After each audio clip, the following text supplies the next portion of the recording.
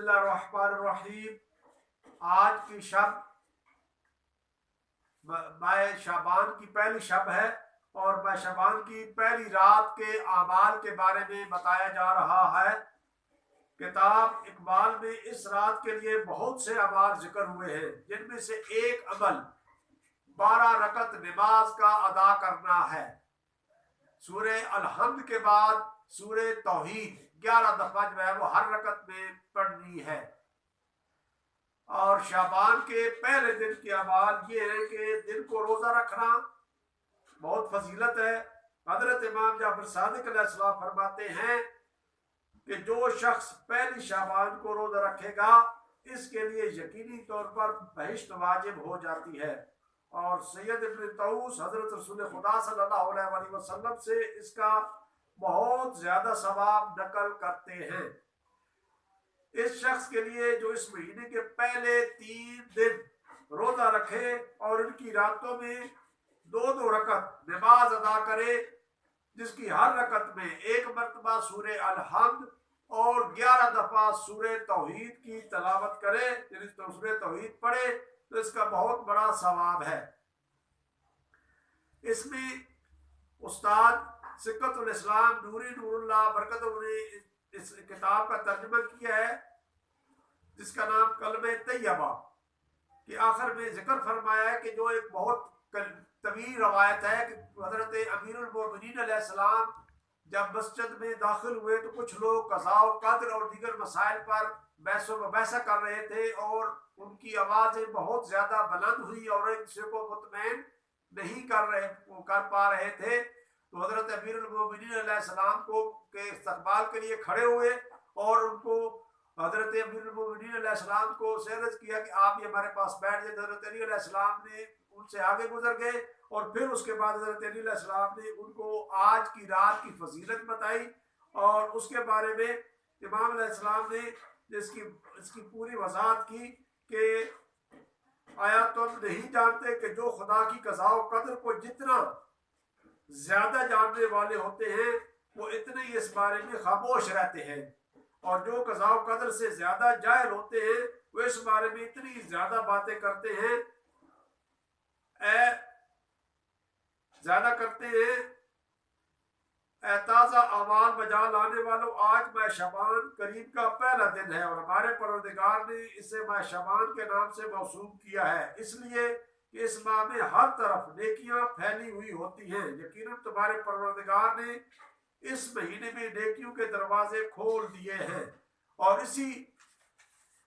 رات کی ماہ شعبان کی فضیلت بیان کرتے ہوئے حضرت امیر المومنین علیہ السلام نے آج کے دن خداوند عالم نے اپنے اطاعت گزار بندوں کے لیے آمادہ فرمایا ہوا ہے۔ تو امیر المومنین علیہ السلام نے اس لشکر کی وہ داستان نقل فرمائی جسے حضرت رسالت امام صلی اللہ علیہ وآلہ وسلم نے کفار کے ساتھ جہاد کے لیے روانہ فرمایا تھا، اور اس دشمن نے شب خون مارا تھا اور وہ رات سخت تاریک اور ظلمانی تھی، اور مسلمان میٹھی نیند کے مزے لے رہے تھے سوائے زید بن حارثہ، عبداللہ بن رواح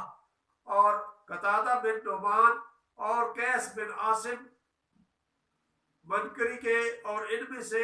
ہر ایک دوسرے مسلمانوں کے اطراف میں بیدار اور نماز اور قرآن پڑھنے میں مشغول تھے۔ دشمن نے مسلمانوں پر تیر برسانے شروع کر دیے،